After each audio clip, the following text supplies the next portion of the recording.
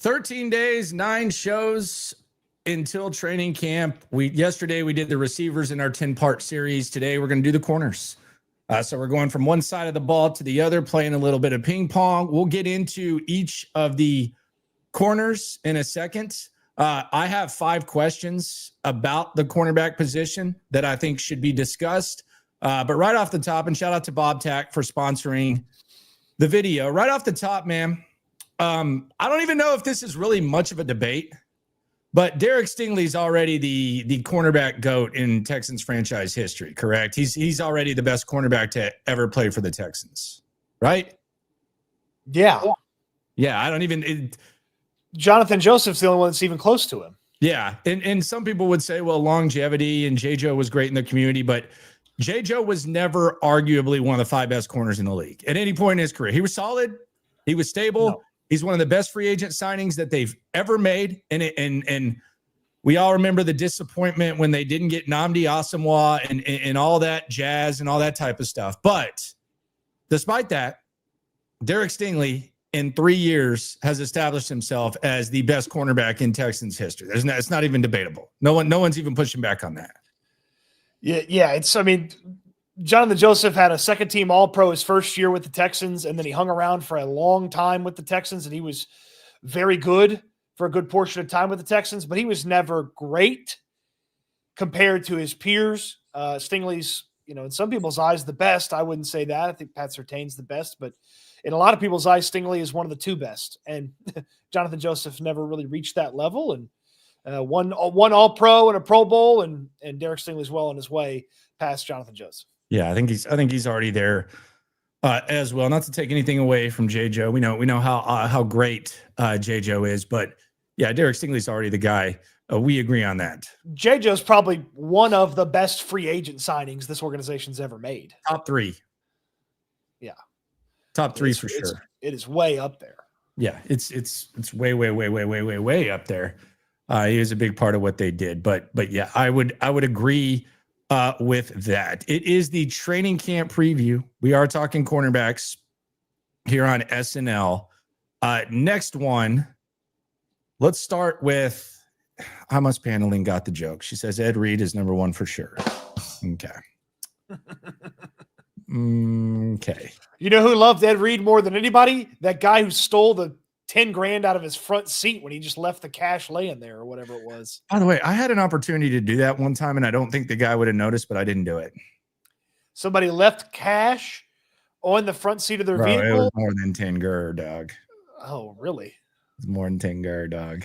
I just feel like when you spend that money, it's going to come back to bite you at some point, Well, it was Antoine Walker, and we all know he went broke. You should have taken it. He wouldn't have missed it. Dude, the guy used to give me $100 just to get his clubs. I wasn't even a caddy. Like I would just walk 15 feet, get his clubs, hand them to him. He'd hand me $100 bill. The turn on 9 to 18 was right there. He'd ask for a wet towel. I'd give him a wet towel. He'd hand me $100 bill, and then he'd walk into the club. And this was at Trophy Club in Dallas. And he'd be like, "Hey, Lan, can you pull up the Maybach?" So he'd just like flick me the keys. And I'd be like, "Yeah, where do you want?" And he's like, "Yeah, just bring them in. I'll be in there having some lunch." And I was like, "All right." So he had a candy red apple Range Rover, and he had like one of the first Maybachs, like the greenish one.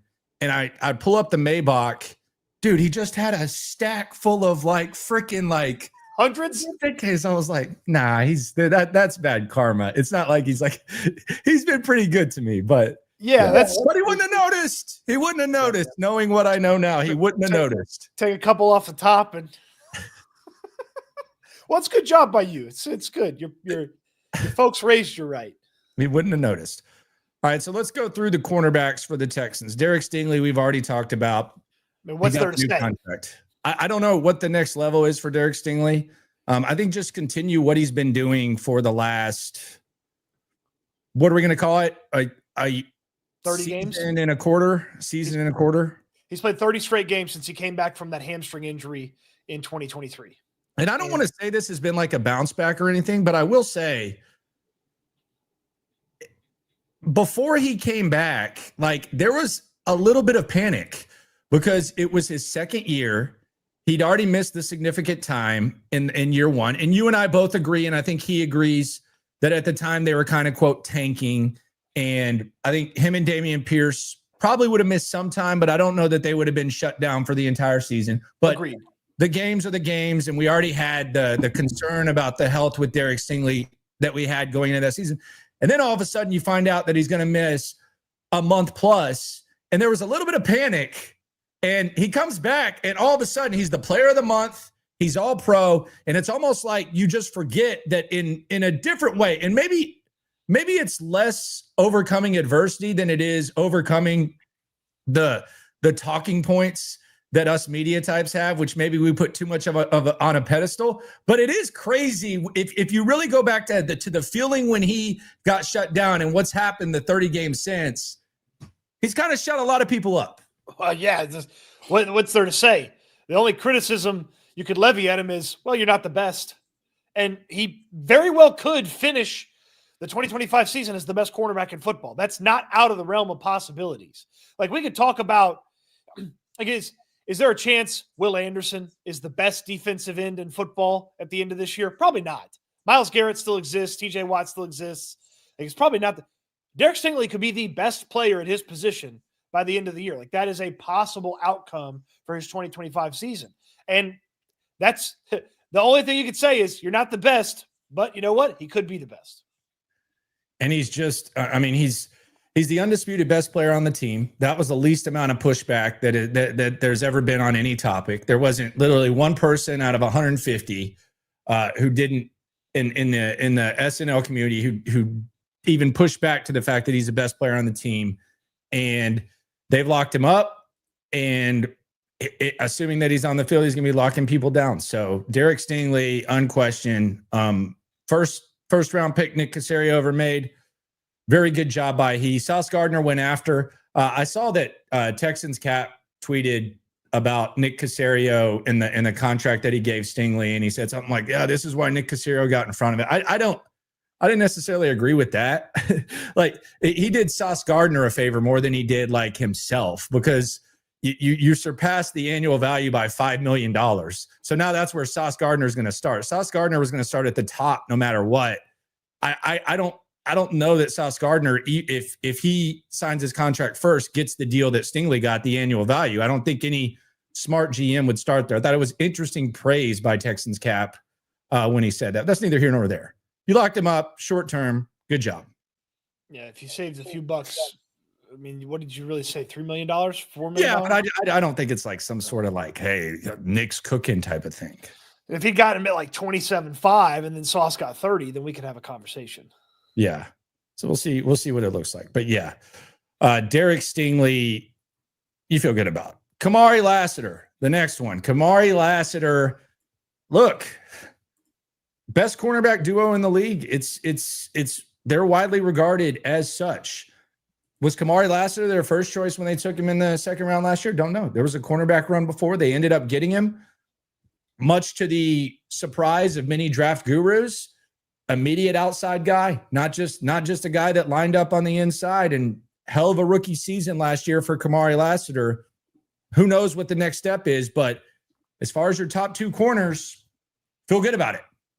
Yeah, I mean, Kamari Lassiter was excellent last year. He was the best cornerback in football in catch percentage allowed. He was one of the best in like the advanced metric of catch rate allowed over expected. Amongst rookies, he was excellent when it came to total interceptions and various other things. I mean, he was great last year. And he does something that not every rookie cornerback, or frankly, every cornerback really, he does stuff that a lot of cornerbacks don't do in the run game. He's not afraid to go up there and stick his nose into the run game and go make a play. That's one of the things that I find pretty unique about both Stingley and Lassiter is they're not afraid to go stick their nose in on the run game. You see some cornerbacks sort of shy away from that. You know, Sauce Gardner's one of them. He doesn't stick his nose in there in the run game. So that's something that right away Lassiter showcased that about his game. I'm excited to see what he can do for an encore because the rookie season was excellent. You can have a sound argument that he was the best rookie cornerback in football last year. Quinyon Mitchell obviously had a really good year too. But if he's not the number one best rookie cornerback last year, he was number 2. Yeah, and I mean, there's probably going to be some low points that come with Kamari Lassiter. Just the sheer nature of being opposite of Derek Stingley, you're going to get challenged, and we saw him get beat at times. It's going to happen. It's going to sound like D'Amico Ryans. It's how you respond. It's not about making mistakes. It's about how you respond. But yeah, I think the sky is the limit for Kamari Lassiter. He seems to have gotten a little bit bigger too. So we'll see what happens with Kamari Lassiter. On the super chat, we got an interesting question here. The usual HDAV Traveler, the man. You ain't never Swarm. Hello, the man, you, my friend. Myth, the legend, the guy that likes to ride with the top down. HDAV Traveler. Kyle Nance says Lassiter or J. Joe. I'll give it to J. Joe. Lassiter's got to do a little bit more. Yeah. Lassiter's been in the NFL for 1 season, so yeah, and it's not. Yeah, we'll go J. Joe. Stingley's been in for 3. It's just been really, really, really good. But yeah, we feel good. You feel good about Lassiter. This is where it gets interesting. So in the offseason, they brought in Ronald Darby. Ronald Darby took $250,000 and he said, F y'all's cash, mofos. And he left, he retired. And now the cornerback position, which may or may not be an area of concern. I'll explain that when I ask my questions in a minute. But the depth is at least interesting, to say the very least. We start with Jalen Smith. Jalen Smith was the guy that they traded up for. A lot of people kind of surprised by it. I know Nick Caserio said on draft day at his post-draft press conference that someone pounded the table for Jalen Smith. We don't know who that was, but Nick praised them for doing that. And Jalen Smith out of USC, a guy, it's kind of the same dialogue as Kamari Lassiter, where a lot of people are saying he might be better equipped to line up inside. We don't know, but Jalen Smith, good friends with Kalen Bullock, he on the team. And whenever you can get players from Lincoln Riley's defense, you've got to just do it. Yeah, USC was the standard of crappy college football defense for a few years now. But there also can be some untapped potential that you can kind of come away with if you're playing defense for Lincoln Riley. Kalen Bullock is a good example of that. So Jalen Smith was inside at USC, then he played outside at USC. So he's got experience doing both. I don't love him inside as much as I feel like he probably has an opportunity to lock down an outside backup spot. But so then you move Lassiter inside? Outside backup spot. Okay, backup spot. Okay, but if you need 3 corners on the field, you're moving Lassiter inside? Well, are you just leaving Smith on the bench? You could do a myriad of things. You can move Lassiter inside and put Smith out, or you can put Smith inside and keep Lassiter outside. Like, I think the mixing and matching. This is something that D'Amico Ryans, he hasn't said it, but it stands to reason with depth that he trusts. The deeper he can get into his scheme and mixing and matching and setting guys up and showing things that he hasn't shown before. If he has more players he can trust, they can put on the field. And Smith seems to be one of those guys, vastly overdrafted compared to what the draft Knicks thought he was going to get drafted. Most people expected him to be a 5th rounder or later. He went in the bottom part of the 3rd round. They traded up to get him. They just dumped a pick to go and get him, moved up like 5 spots to get him. So somebody in that building loves him.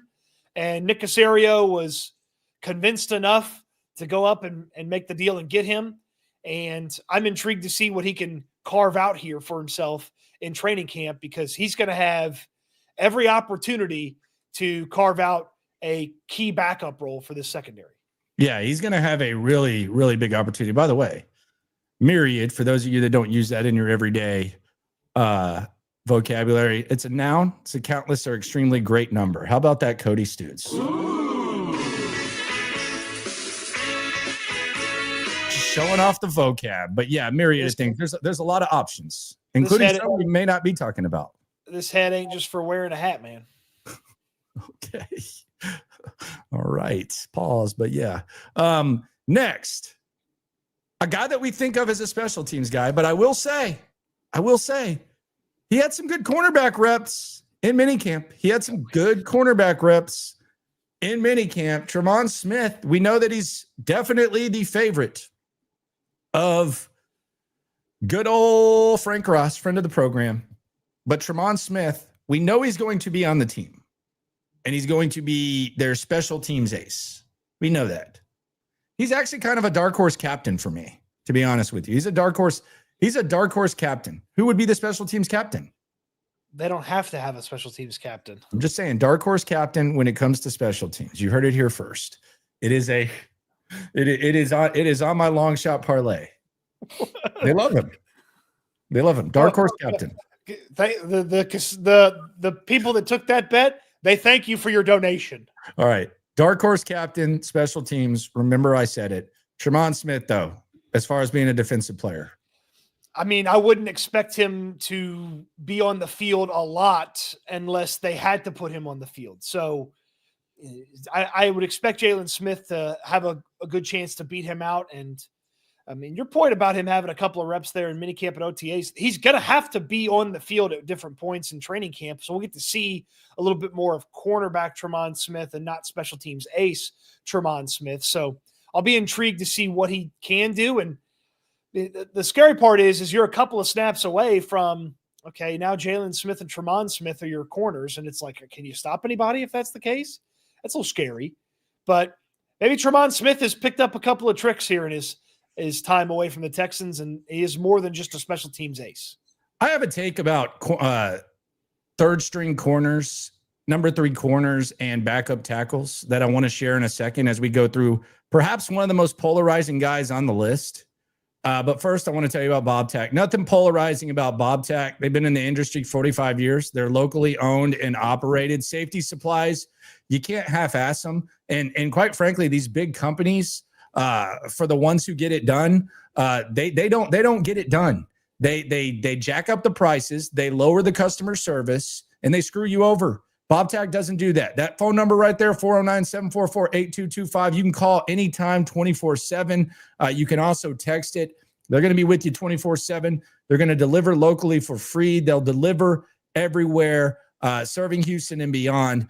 Safety supplies, PPE, control supplies, trucking, maritime, gloves, FR coveralls, protective clothing, all that, anything you need, they got you covered. Go to bobtack.com or call the number. They got you covered. Bobby's been doing his thing for a while. If you don't see something, let them know. They'll get it done, and you will pay less. You will get more. I can promise you that. PPE related, oil, hazmat, control. There's even like possibility for like restaurant gloves, all that type of stuff. It's not what they specialize in, but they can get it done there. If you look at the products 24/7, if you need them, they got you covered. Go local. Quit letting these big companies that supposedly get it done take advantage of you. 409-744-8225. It's pretty simple. Use Bob Tack, save your company some money, man. There you go. Very easy. Very easy. Go local. So my take about number 3 corners and backup tackles for the most part is they all suck.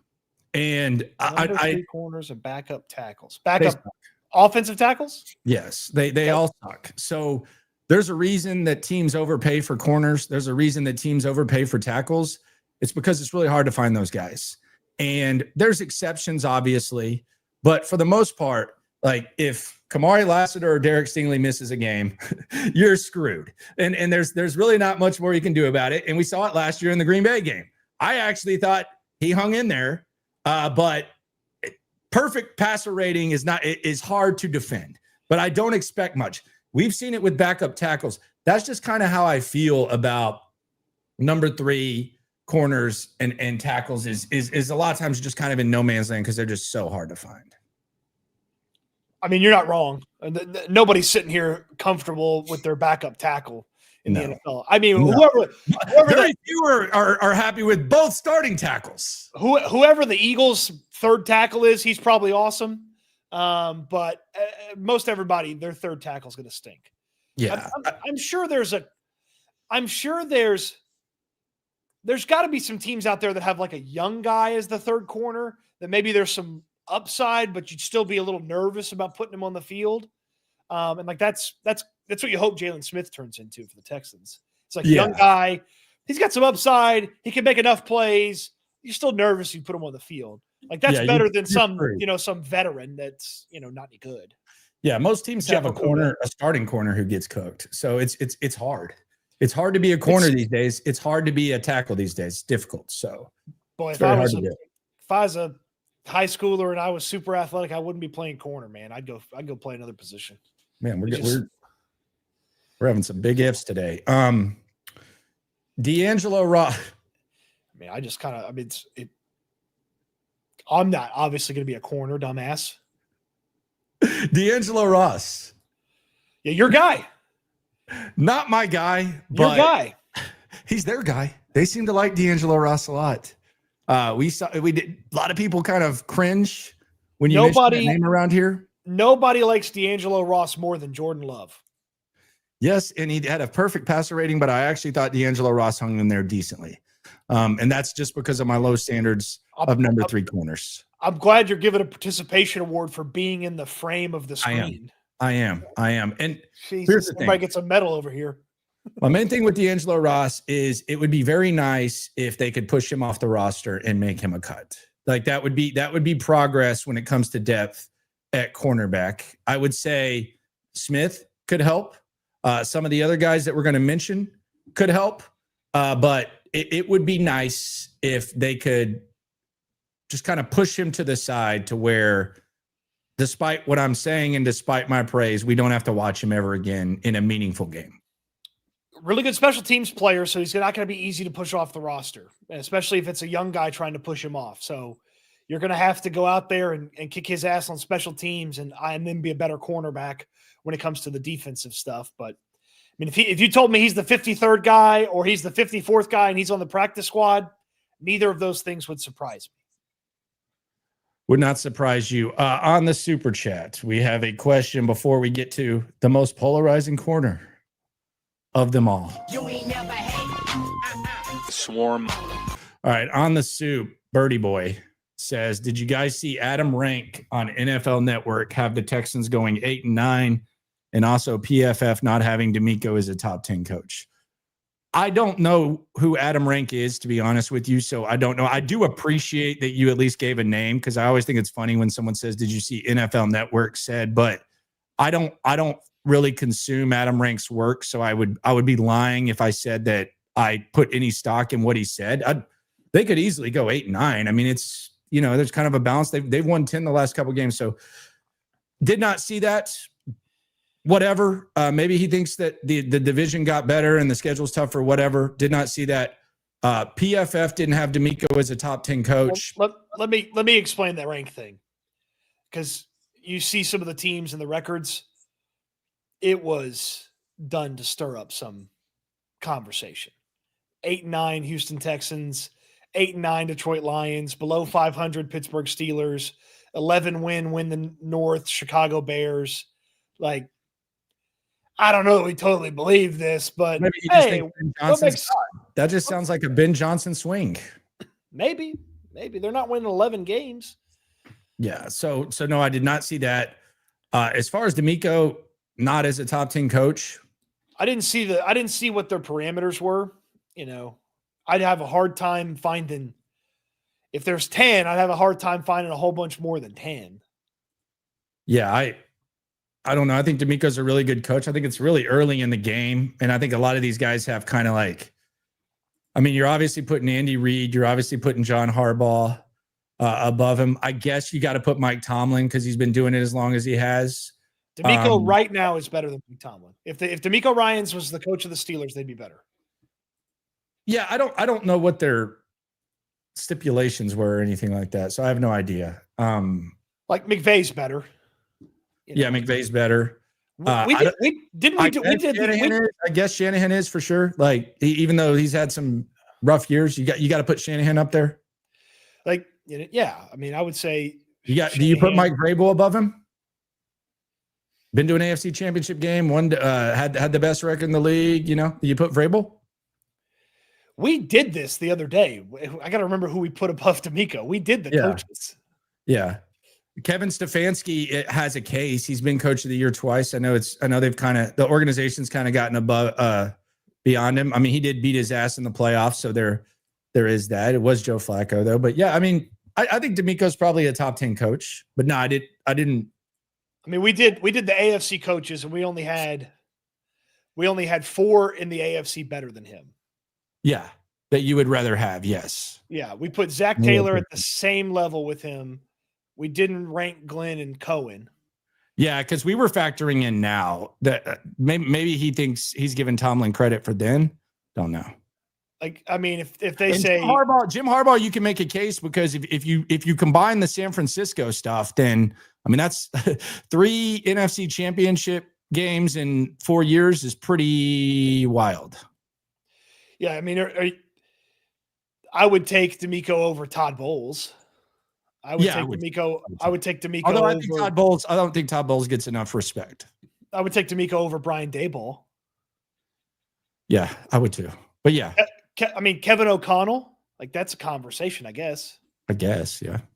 You know, so like, could you find 6, 7, 8, and then, give some lifetime achievements where they finish ahead of him? Sure. But, if he's not top 10, it needs to be 11. Yeah. I embrace debate. KC on the chat says, shout out to the best two in the business, SNL, hashtag go Texans. You ain't never hate. You're not even going to try the man's name? I don't want to butcher it. It's Keyshawn Corpus, right? We doing that? That's what I would have gone with. Yeah. Yeah. Keyshawn Corpus. I KC, if we were cool, I'd be calling him KC. What's wrong with that? There's nothing wrong with that. Not working. Yeah. See, I mean, maybe if I pronounce it right, tell me Keyshawn. I'd never seen KC before, so I didn't know. Maybe you're familiar with him. It's my guy, dude. I appreciate the shout out. Thank you. Rich Boy Jay. I got that one right. Do y'all think we will ever actually play Deshaun? They did. You remember the Kyle Allen start against the Browns? They did. They did play Deshaun. Did I? Yeah. I don't think I ever told it on the stream. I'll tell you. You made fun. You mocked me mercilessly for this. I thought that was going to be a hot ticket, so I bought tickets ahead of time, and I was trying to be a ticket reseller. All right. Anyways, I was in the front row. I actually went to that one as a fan with the wife. That was the correct way to say his name. Yes, there you go. Keyshawn. Is KC work better for you? Let me know. I got you. Yeah. Works better for us. I mean, whatever works better. Yeah. Where were we on the list? Brandon says, does John Harbaugh actually do anything? His coaching strategy is don't run the ball and make Lamar play hero ball until they fail horribly. He keeps it organized. I mean, I think it is always kind of interesting. And I get what Brandon's saying. Brandon says a lot of stuff in the chat that generates conversation.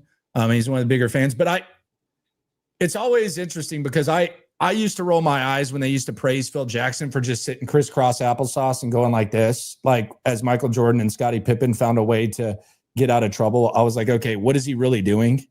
And he's getting praised. But I think John Harbaugh does a really good job of adapting. He does a really good job of making changes when they need to be made. He does a really good job. They've embraced analytics more than anyone. They were actually kind of one of the first teams to completely embrace it.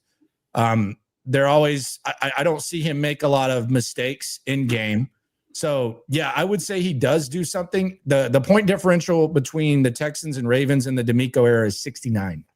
69 in those 3 games is the point differential. So yeah, I do think he does something. I don't think he just sits. I don't think he's Larry Coker with the Miami Hurricanes. How about that reference? That's a throwback. Former UTSA head coach Larry Coker.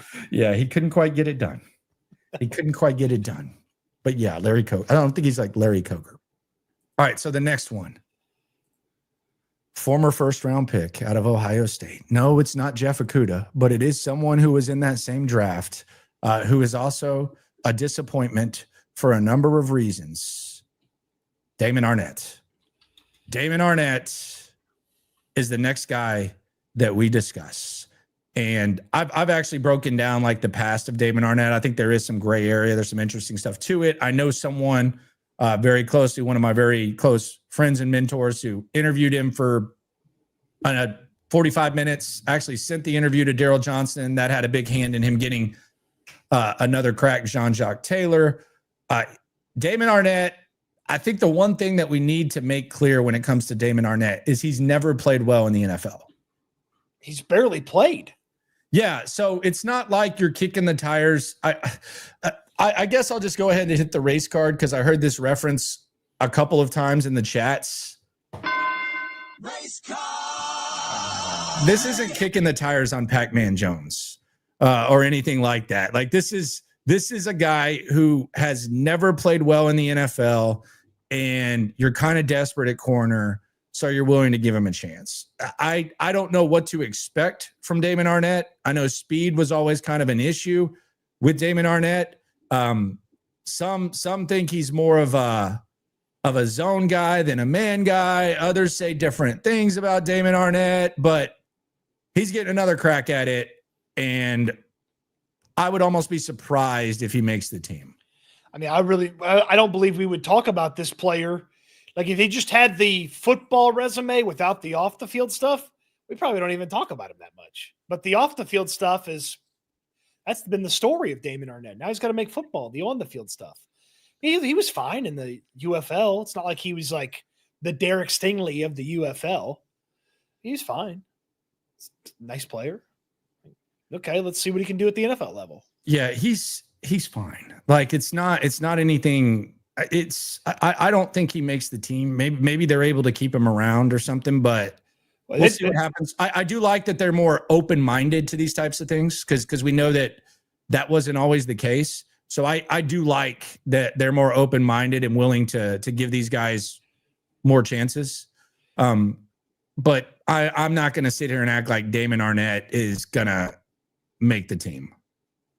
No. Yeah. No. But some say, well, if you're going to roll the dice, you should do it at a higher level. I don't know if that's the way that you should look at it. Well, I mean, none of these situations are the exact same. There's different dice rolls in all the situations. I mean, you bring in a disruptive wide receiver, that's different than a disruptive corner, which would be different than a disruptive defensive lineman. Like all those things are disruptive in different ways. I will say this though. And here's the thing. It's not like he's been like disruptive to his teammates. He's just had guns, threatened people on social media, and had drugs. Well, I think the guy, I never had a problem with him threatening that dumbass on social media. I never had a problem with that. I thought it was probably a little much. He probably shouldn't have had the DMs open, but the guy asked for his address. Now he might have baited him, but he asked for his address, said he was going to show up, whatever. I'm more offended that the cop lets you off when a dollar bill with white powder falls out of your pocket and you have drugs, and he lets someone drive you, and then you drive by the cop 30 minutes later the day before you got to practice when you've gotten your second chance. That offends me more than knucklehead on knucklehead social media crap. Yeah. That was dumb. Yeah, I agree. That was just really dumb. But we'll see what happens with Damon Arnette. We're going through the Texans cornerbacks here. I got the landlocked 5 questions coming up. Going to the soup. The man, the myth, the legend, Mr. Stone Alone 5 times. You ain't never hate. Swarm. Shout out to you, my friend. Post it up right there. He's ready for football season. He's ready for camp in 13 days. And he's locked into the cornerback preview. Shout out to Stone Alone. Yeah. Thanks for always watching, man, wherever you are, because he's always on the road, it feels like.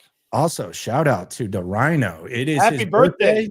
It is his birthday, and he's happy to celebrate with us. It's my first one without my old man, but I'm not going to get too sappy. It's just dope to be able to shut off the world and talk Texans with y'all. Hey, if you want to get sappy on that, that's crazy. Like, I can't imagine that. Football, I would not love football without my pops. When my parents got divorced, it was kind of our bond. Like that was the foundation of the conversation. Road trips to UT games. That's why that was a big thing. It's the first thing that we talk about. It's the random text messages, and then the holes just kind of get filled in. So I wouldn't be talking here without my pops, and he's still here. And you don't have to apologize to anyone for getting sappy on that. But happy birthday to you, my friend. Celebrate however you choose. I'm gonna go drink a Love Street just in honor of your pops when we get off here. The Rhino's a WWE fan too, like us. So saw him. You're a bigger fan than me now. I'm more old school. Cody's more of like a old school WCW. He's a pre-Outsiders WCW guy. Like he liked like the Four Horsemen and Sting before Crow and all that. Attitude Era kind of soured him. He's more of a Jim Cornette. I'm more like Vince Russo. Yeah, Vince your favorite wrestler in the world's Bret Hart, so I don't want to hear from you. Yeah, right. Talking about can't take the other guy's finisher. Get out of here. I hate Bret Hart. He's your freaking favorite. You got the pink glasses. Go ahead. Go get them. I did, and I lost them. Go get them. My first house show, it was the only thing that I could afford in the souvenir stand. It was $6. You remember when you used to get that program at the front and they would have like the card? Yeah. Yeah. I had $10. That was $4. The Hitman glasses were $6. I didn't even like Bret Hart. I just wanted the Hitman glasses and I lost them, man. I lost my Hitman glasses. So you are right. I did have them, but I did not like him. Yeah, you're a big Bret Hart guy. Did not like him. Big Bret Hart guy. You love the way he took the business too serious. That's your favorite part. I got a picture with Stone Cold back in the day, Ken Shamrock, Billy Gunn, Road Dogg, got to go backstage. And I kind of made fun of Owen Hart before something happened. Yeah, I was doing a thumbs up. I hope you're proud of that. I'm not. Next one. The favorite of Cole Thompson. Shout out to Cole Thompson over there at 790. The man who has had media availability one time, and that one time, I shit you not, Cole Thompson asked him 8 questions. Cole loves him a good reserve nickel corner. Miles Bryant's still here. 1-year deal for Miles Bryant. He is back. How do we feel about Miles Bryant? I did not feel like he was some sort of just awful player when he had to fill in a couple times after Jalen Petrie got hurt. I thought he played okay. They just didn't really put him on the field a ton there. And there's some versatility to him. Inside, outside, safety experience if you needed it. I mean, just a depth player that if he wiggles his way onto the roster, he's a guy that's going to play special teams and then be able to maybe help you out at more than just one position. So the size and some of the other players just that I like more kind of work against him. But if he hangs around, that's potentially a guy that could back up that Petrie spot. I was kind of surprised that he wasn't one of the guys that they went to earlier on, like in the emergency situation where Petrie and Ward got hurt. We saw him on the field a little bit, but I was actually a little bit surprised that he wasn't more considered like as like what D'Angelo Ross got the opportunity to do. I know they probably look at him as more of a outside guy. I was just a little bit surprised by that. Well, I mean, he was off the roster, then he's on the practice squad, then he's on the main roster, and it's there's a lot with Miles Bryant, but he a lot of transactions, not a lot of playing time.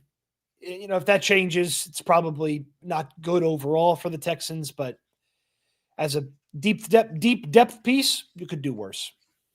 Yeah, you could definitely do a lot worse than him. There's zero doubt about that. So shout out to the man, the myth, the legend, Miles Bryant. Speaking of legendary, Jim wants to let you know that the McDonald's snack wrap is back, courtesy of Jim.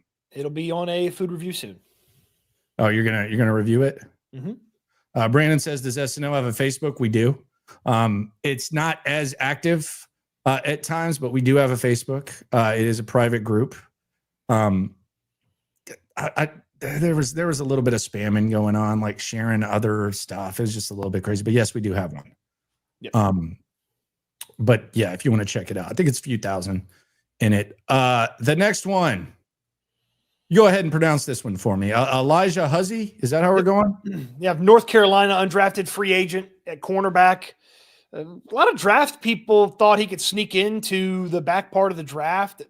I'm wondering if what he was dealing with from an injury standpoint, kept him from getting drafted because he didn't participate in rookie minicamp. I mean, he was there, but he didn't do much. And didn't remember seeing him do a lot mini camps and OTAs. Just a guy that's not really a consideration, I would say, in 2025, but come in, impress, play inside, maybe play a little outside, and try to earn yourself a practice squad spot, and maybe kind of just keep carving your way further up the depth chart each year, and just see what you can figure out if you're Elijah Huzzie.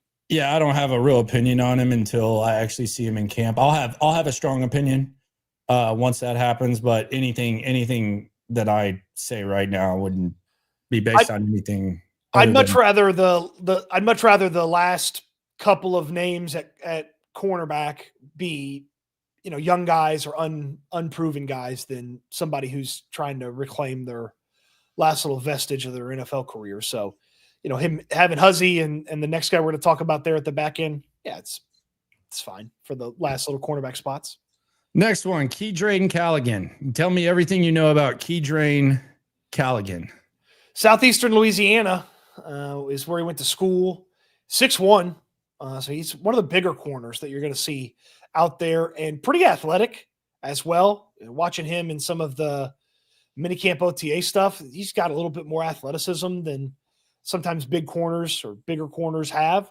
So interested to see if he can show some of that athleticism in training camp when he gets here. Again, same thing with Huzzie. Young guy, impress, make a practice squad spot, and just try to climb your way through, the NFL life. It is. They got rid. I don't remember the transaction, but like he was. I think initially he was on like another team, and then they got him after he was a free agent, or he wasn't like an immediate undrafted free agent for whatever reason, but they clearly sought him out at some point. So yeah, clearly. Then we have another one. I don't think he's necessarily a corner, but maybe he's kind of a corner. Jalen Petrie. Yeah, it depends. It depends how you want to talk about it. Because if you talk about Petrie as a slot cornerback, then he's in the cornerback conversation. If you talk about him as, the big nickel, that's kind of more of a safety conversation than, he can't cover, but he can affect the game at the line of scrimmage. Let me rephrase that. He didn't cover well last year. I'm not going to say that he's never going to be able to cover, but he didn't cover well last year. And so that part of the game's got to get better. It's really football language, and depending on how you talk about it is how you go about it. But the slot guys have their own workout group. It's not like they're working with the safeties or working with the outside guys. And so he's in the slot guy group because he is the slot guy. I just wonder if there's going to be a little bit more of a willingness by opposing teams to try to take advantage of Jalen Petrie. Because I just felt that there was like a little bit too much opportunity for them to take advantage of him in coverage. And I didn't feel like they took advantage of him as much as they could have. I agree. Teams did not target him near enough.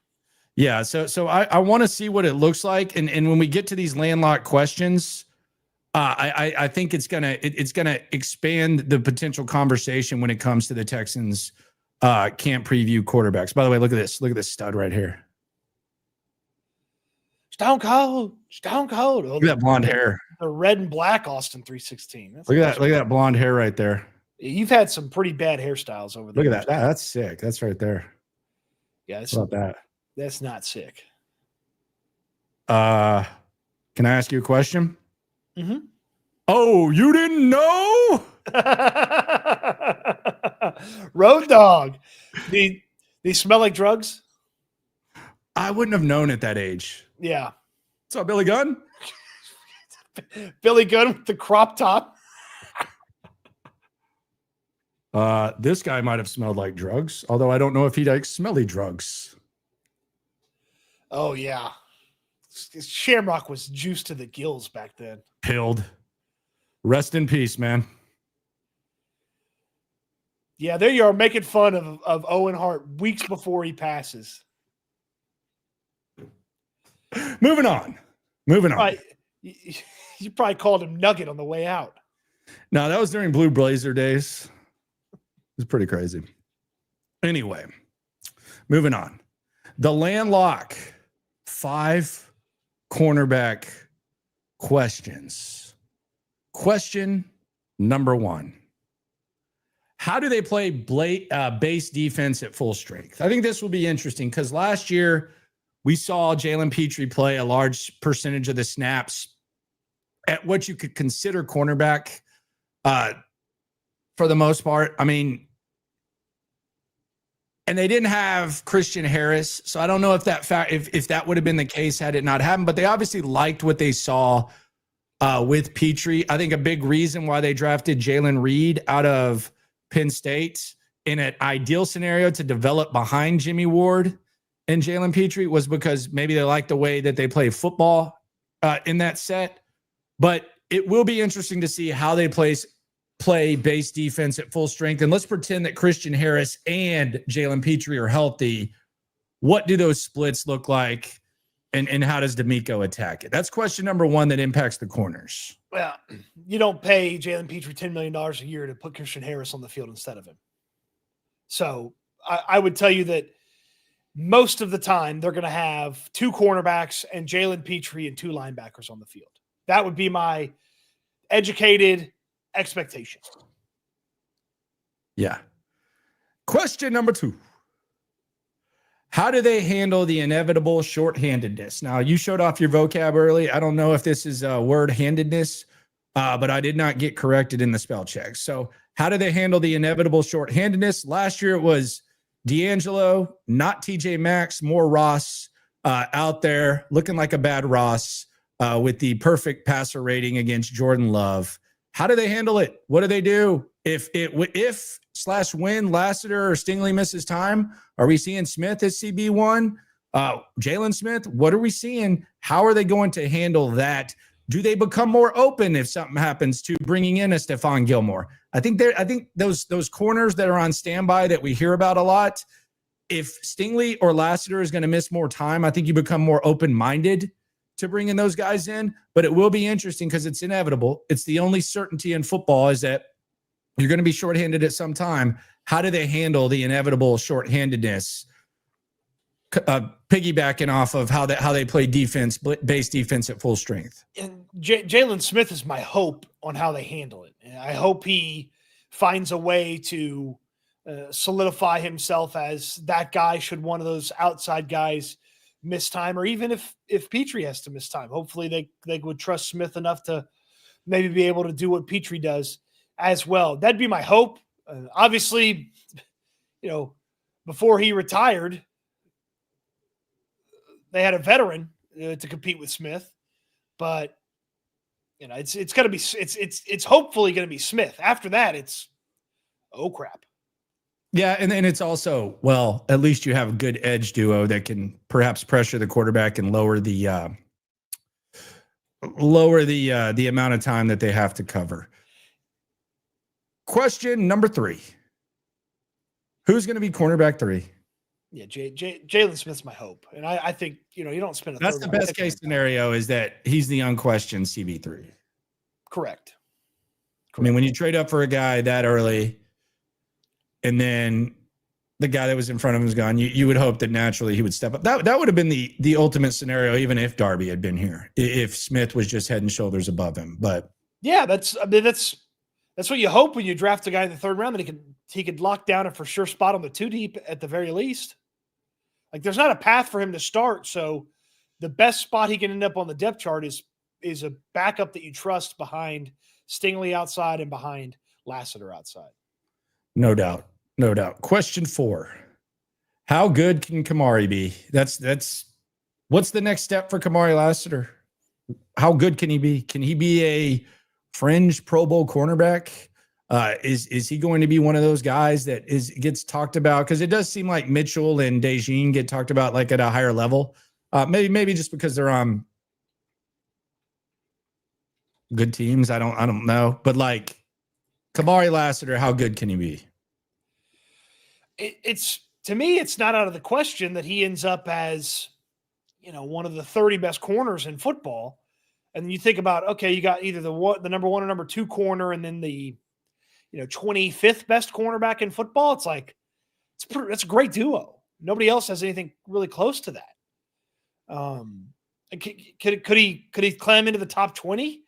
It seems, a pretty high bar to get to, but after the incredible rookie season and the way that he approaches things, and I wrote about this last week on Houston Football, they had the guys walk it over for like the final day of mandatory minicamp. And so, what do you do with your break?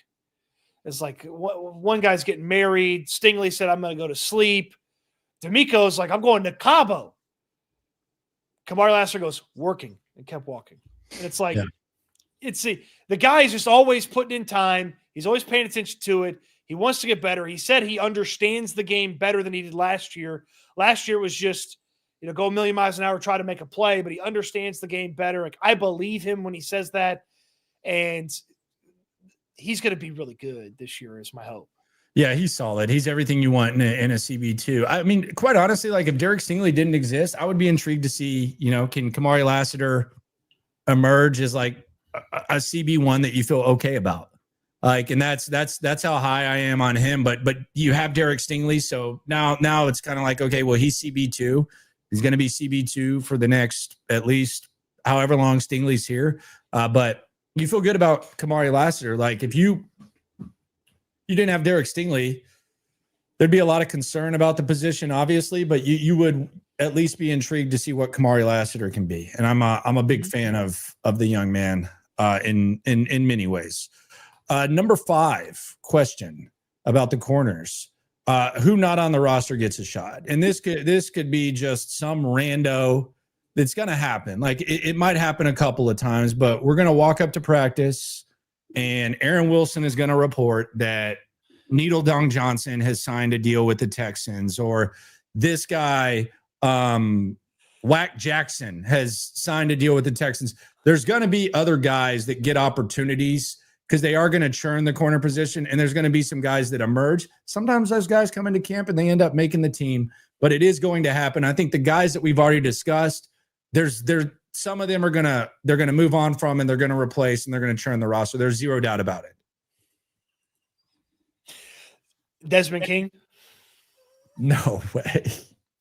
I think that ship has sailed, my friend. For the 25th time? I think that ship has sailed, my friend. Although he did delete the tweet. Yeah, I mean, it's my understanding he lives in Houston, so it's not like he's got to like move his family down here, So yes, that'd be my Desmond King. I'm looking through the free agent cornerbacks, and there's not anything that should get you excited. Eli Apple, no thanks. If Kadar Holman's leg wasn't messed up, maybe him. Yeah. He looks like he's like 50. Kadar Holman? Yeah, he looked like he was 50. Yeah. So we'll see.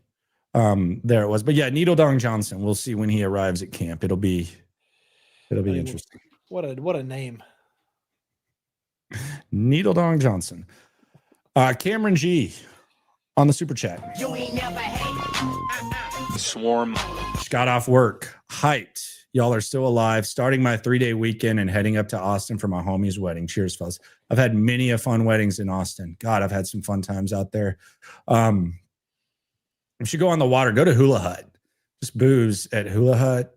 Go to Dirty Martin's. Good burgers. The whole mall. Figure that out. Can't go wrong. Go to Dirty 6th Street. Just go play pub golf. It's cheap now. Got to keep your head on a swivel a little bit more than in my day. But yeah, work your way up 6th Street. I wonder what the Logans. I wonder what the gimmick at the wedding is. Like, everybody's got something that they do. It's kind of like unique or special. Like, it's in like a donut wall, or like somebody brings in like a ice cream truck at the end of the night or something like that. I wonder what the gimmick is. Yeah, I don't know if there will be a gimmick. Some people just like a nice traditional wedding. Everybody gets gimmicks now. What would your gimmick be? Bob Backlund? No, mashed potato bar. Oh, God.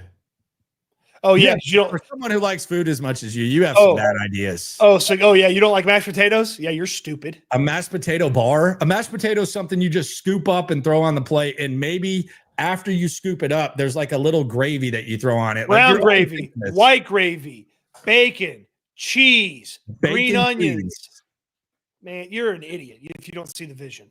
Oh my! You are so close-minded. Sometimes mashed potato bar. That's the highlight. So close-minded. I paid all this money to go to this wedding, and what are they eating? What are they? Oh, there's a mashed potato bar. You are so close-minded. That's terrible. That's a mashed potato bar. This coming from the guy that has a 3 cold-cut meat sandwich, and that's it. Yeah, get out of here. A mashed potato bar? Come on, bro. You got to do better than that. Yeah. Okay. Sure. It's just a scoop. Like mashed potatoes is maybe the third thing you get to in a good buffet line. Maybe. That's why I'm elevating it, dumbass. It's unnecessary to elevate. No, it's not. It's my gimmick. Cody's hot dog bar is just cheese. I just said it's I know how people feel when like the news misrepresents them. I just said that's how I eat it most often. Which was terrible. Saying that I wouldn't put mustard or sauerkraut or this or that on it, Why don't you have a green bean bar? Since we're doing mashed potato bar, let's get a green bean bar too. Hey, there's not any variety to green beans, dummy. Oh, you can put some bacon on them. You put some onions in them. You're so dumb. You don't see the vision. That's fine. No, I don't. That's fine. A mashed potato bar, bro. You don't see the vision. That's fine. What should I eat? I'm going to the baseball game tomorrow. I'm not talking food with you. I'm not talking any more food with you for the rest of the week. What should I eat at the ball game tomorrow? For real. You should eat a hot dog with just cheese on it. Do you frown upon it as much as I when you go to an Astros game? If you're at the Astros game, say what's up tomorrow. But do you ever Rich Boy's asking if Cody attended my wedding. We actually my wife was a saint. We actually just did the courthouse thing. So it was lovely. But do you frown upon people who go to Astros games and get Pluckers or Shake Shack as much as I do? Yeah, because I think there's some good ballpark food in there. First of all, it's not going to be as good as the Pluckers that you eat at Pluckers. Second of all, if they win, you're getting 5 free wings anyways. Mm-hmm. Shake Shack, it's going to be more expensive too. And there's just all this ballpark food. Like I don't frown upon like paying the $20 for the El Tiempo half and half marg because it's a drink that'll get you loose before you maybe try to start drinking some draft beers after. They got the big nachos too. But I see these big lines when I walk in through center field, right? Yeah, walk in through center field and you see this big ass line for Pluckers on your right, and then you see this big ass line for Shake Shack on your left, and I'm just like, what are y'all doing? Yeah, I don't just go there any other time. Yeah, go get me some loaded nachos. Exactly, the loaded nachos with the back at the nacho stand with the people with like the chili, the sour cream. That's the move. Yeah, some dogs. Hopefully, it's in a souvenir helmet when I take my souvenir nachos home. Oh, you like the helmet? Yeah, why not? It's a fun little bowl to have around. It's just not as big as it's not as wide as the other bowl, though. Oh, I'm getting cheated on my nachos by getting the souvenir, you think? I think so. Somebody needs to take a food scale and weigh them. It's like the Arby's curly fries where like one fry can take up like this space that a lot of fries should. They should actually have paper sacks. That's the perfect way. I think Jack in the Box does the paper sacks for the most part, don't they? I haven't eaten Jack in the Box curly fries in a long time. No, they do the cardboard. Oh, okay. Yeah. I feel like they don't screw you as much as Arby's though. I feel like Arby's does a pretty good job. Oh yeah. I don't think they get the credit they deserve, which is a hot take around here. ESG Soccer has a question. Last chance, New River Gorge and whitewater rafting in West Virginia. Hey, we'll figure some stuff out in West Virginia. Yeah, we're gonna do some fun stuff in West Virginia. I don't know if it's gonna be whitewater rafting. Yeah, I ain't whitewater rafting with you, brother. That is a no-go, my friend. Is that a fat joke? It is what it is. Oh, I'm afraid the raft's gonna sink fatties over there. I did not say that. I just said I'm not whitewater rafting with you. Yeah. I don't even think you can swim. Anytime you want to get in the pool, I'll beat your ass, Phelps. Okay. Okay. A fucking Australia torpedo on you. Okay. On that note, subscribe, like, ride along. Always remember, when it comes to this Texan stuff, we're all in it together, whether you're an Attitude Era guy like me or a Bob Backlund guy like Cody Stutes. We love you. Yeah, whatever you say. Best there is, best there was, best there ever will be. Bret Hart fan. Eat good, sleep good, be good. We'll talk Texans again soon. Thanks for watching, everybody.